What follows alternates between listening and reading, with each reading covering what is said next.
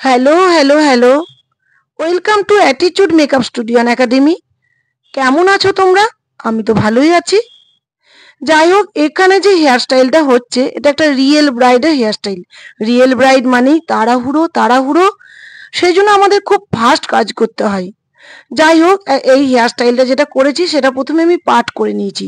করে তারপর দেখো একটা পাপ রেডি করেছি। পাপটা খুব ভালো করে ক্লিপ করেছি যাতে না হেয়ারটা এদিক ওদিক হয়ে যায়।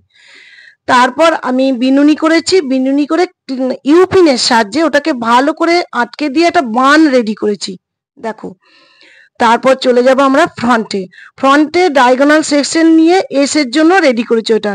তারপর হেয়ারটাকে ক্রস করে করে দেখো আমি ক্রস করছি, তোমরা দেখতেই পাচ্ছ। ক্রস করে করে ভালো করে কম করে নিয়ে ওটাকে পুলিং করেছি।